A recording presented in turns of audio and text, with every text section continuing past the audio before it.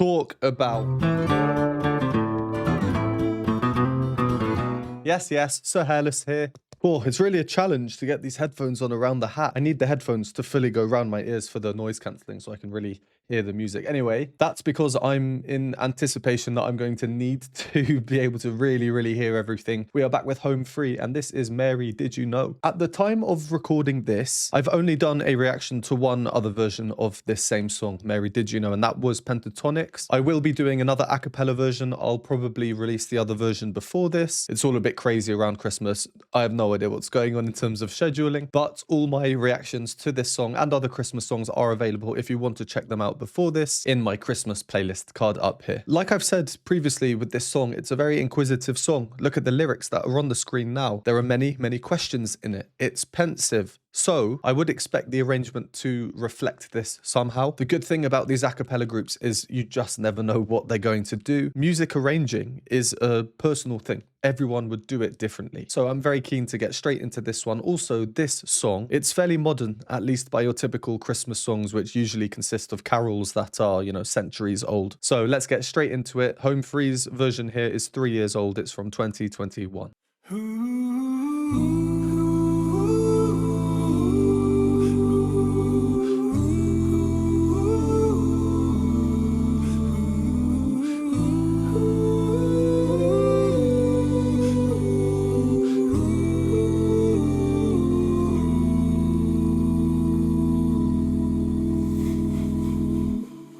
Mary, did you know that your baby boy would one day walk on water? Mary, did you know that your baby boy would save our sons and daughters? Did you know that your baby boy has come to make you new? This child that you deliver will soon deliver you. Mary, did you know?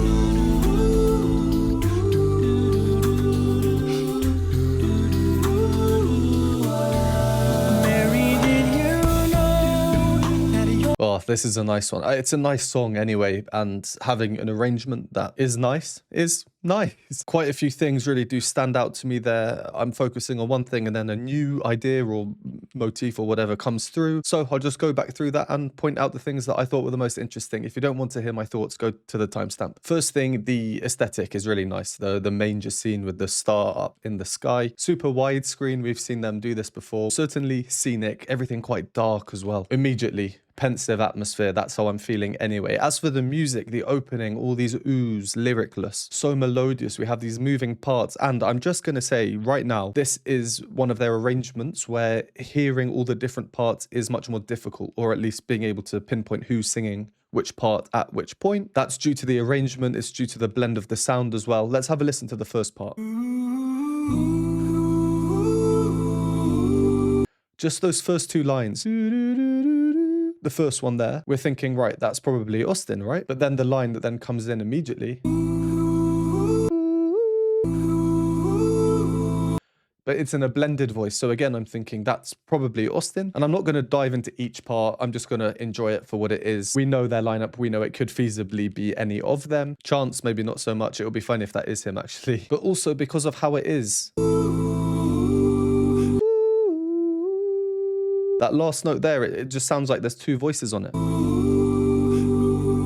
Which I think there are due to multi-tracking. And naturally, the more layers you have, the richer a sound can certainly be. Something like this, which is melodious is the word I'm going to use. It's just so smooth, so nice, so rich. I really like it.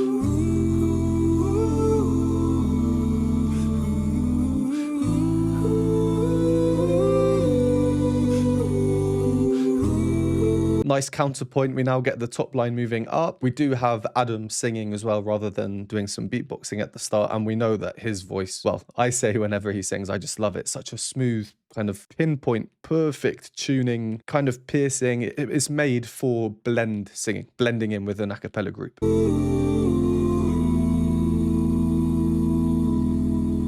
So we have our classic 4/3 suspension. Here's the chord. Here's note number 1. Note number 4 suspends and then resolves down to the major chord. But we also hear, which is this note here. The 7th note, if we think about it up here, a dominant 7th chord. I've spoken about these in my previous videos, which then move down 5 to take us to here, which is the key we're in where they start. Mary, did you know? Tim with the melody, which I like. We know his timbre, that deep basso profundo sound. Not super low though here, but his voice makes it seem a bit lower. So I like the opening section, so smooth. Ends on a suspension, which doesn't actually resolve because then it's another 7th chord, which then takes us into the resolve with Tim's entry. Now we get the beat coming in, quite a calm one. Mary, did you know that your baby boy? Chance taking over the bass so well here. And what they do for the rhythms, it's this kind of contrapuntal. In my head, I just think of it, there's always something sounding dum, dum, dum, throughout the parts changing. And it's Rob's part as well that has the dissonant notes that just add some richness to the harmony. Boy, would one day walk on water. Mary, did you know? Then for the next part of the verse, everything moves up and the sound stops being cha-cha-cha-cha, but now very nice and chordal for a bit of a bigger sound, really. Did you know that your baby boy has... With the bass part having the main rhythmic drive, stressing the dum-dum sounds as it moves. And then here, everyone offset by a beat joining in. So whilst overall it's still a very chordal sound, they're doing these little things by keeping the bass being very rhythmic, having all the other parts come off, then join in to keep some energy with the sound. Boy has come to make you new. Ever will soon deliver you. Mary, did you know? There was a standard suspension this time. Mary, did you know? I just really like Austin's line. You just want to kind of slide through it. Now Austin takes over. We've seen it multiple times before where home free start low with Tim and then move up either through Rob, but usually eventually arriving at Austin. So it's interesting to see him take over immediately. Let's see what he does with the next verse. Mary, did you know that your baby boy will give sight to a blind man? Mary, did you know that your baby boy will calm a storm with his hand? Did you know that your baby boy has walked where angels trod?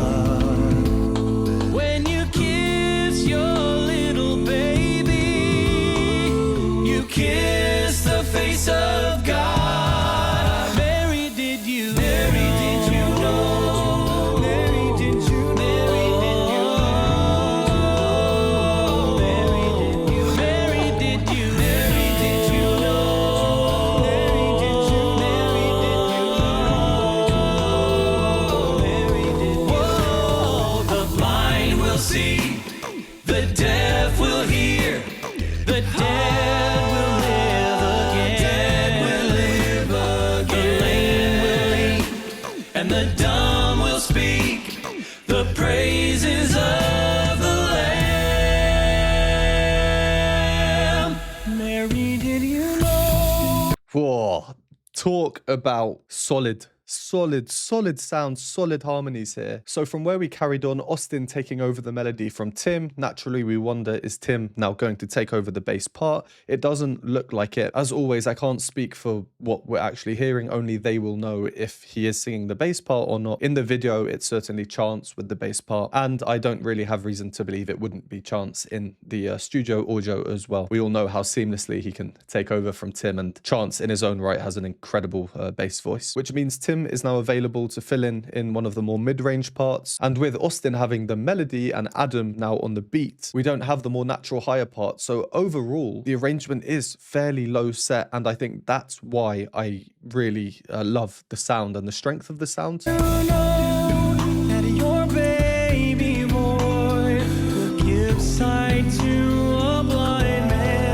Rob is up at a similar pitch to Austin, but essentially Austin is at the top of everything, all of the accompanying parts underneath. And I always say when you have a massive sound that's lower down in pitch, it's much harder to distinguish the individual parts. Depends on the context. You might think that that could remove the strength of the sound you're hearing if you can't really hear everything clearly. But in this case, I think it just really makes it much more of a unified, solid sound. And just once more on the rhythms, the kind of counterpoint that we're hearing. There'll be one line, do, do, do. Another line, do, do, do, do. That your baby boy will call. Another line, do, do, do. And you put them all together and then you start getting stresses on places where you wouldn't expect them. A constant cha-cha-cha sound, even though you might be focusing on one part that isn't sounding or is sustaining. I can't think of a word how this makes me feel, the effect, other than I just really like it. It doesn't unsettle me or throw me off, but it's just weirdly energetic in an otherwise fairly calm song. Back to Tim, then the accompanying parts now join in with the words, which is foreshadowing the homophony that we're about to get. But now this is a different kind of unifying, bonded through the lyrics rather than the music at this point. Did you know that your baby boy is walked where angels trod? Tim's sort of country twang just works really well here. There are, by the way, more than 5 parts, but I think that's why the sound is so rich and full. Just to give you a quick example, on those did you knows in between the melody, Oh, that your baby boy. there are 3 did you knows, plus Tim, plus Adam on the beatbox, plus Chance on the bass. So that's at least 6 parts. And in the thicker parts, I wouldn't be surprised if there are some more. That's not a bad thing. It's a studio version. We know that they do it. And if it enhances the sound, which it definitely does, in my opinion, I'd be interested to see how they did this live. Okay, I've just YouTubed Home Free Mary Did You Know live. I was thinking of maybe doing a live performance at the end of this video. I can't find anything except for this one video 12 years ago, Home Free Vocal Band Mary Did You Know.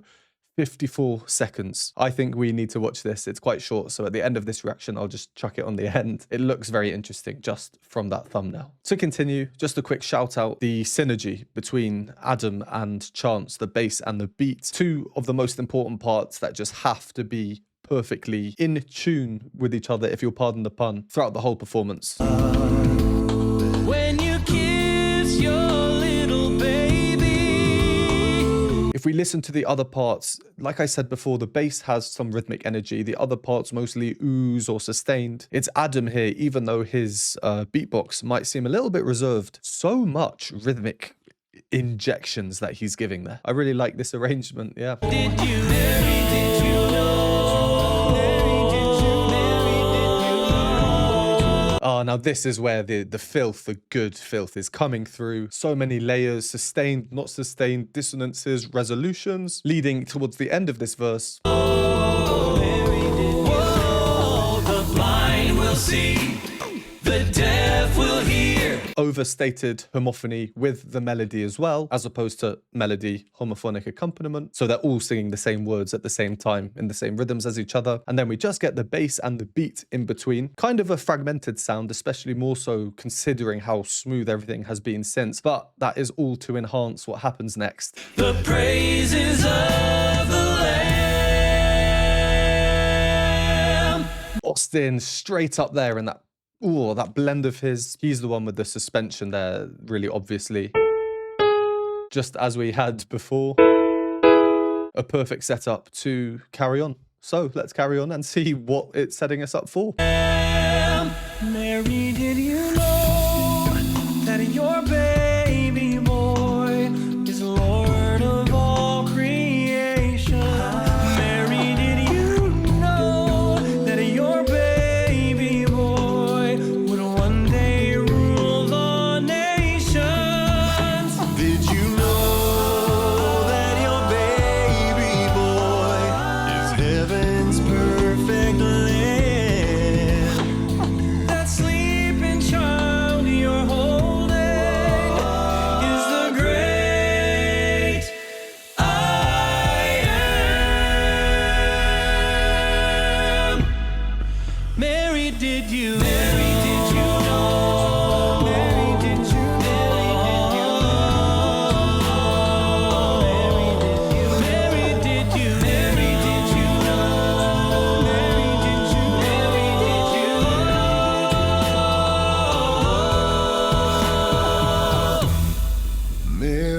Mary, did you know?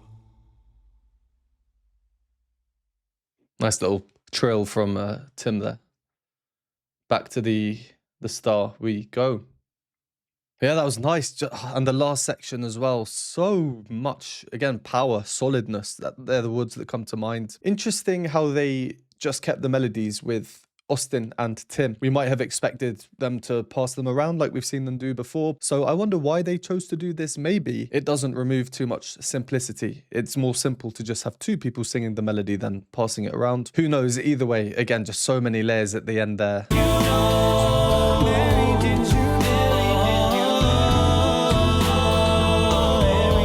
And why the sound is so big is because you have the bass line just moving down stepwise. Dum, dum, dum, dum. As we spoke about before, all the other parts with their different rhythms and syncopations. But now, really obviously, they've included additional added layers in the background higher up. So it's just kind of a lot of growth from the beginning. If you think of the texture as just getting thicker and thicker. Back to the bass and the beats partnership. Is it Adam, the beatbox, making these kind of...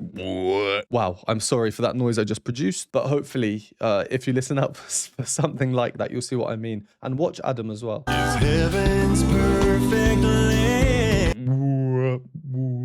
But down the octave. I think it is. And earlier as well, this sound. The noises that this man can produce are ridiculous. I guess the main talking point would be this part where they do restructure the harmony. They change the harmonic progression rhythmically too, but it sort of throws us off, and that really exaggerates this harmonic change.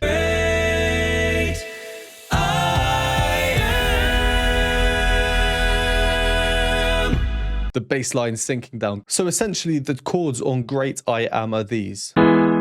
Great I Am. You'll notice those first two chords were the same. And that's because you get that suspension again, which is why they sound a little bit different. So really it's this.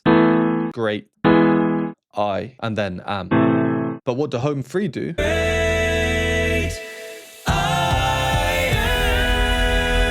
They start with that first suspended chord, and if you really listen out for, that's in Tim there. And then instead of the same chord, they instead pass through a completely different chord, and then finish on the first chord with Austin up there, instead of finishing on.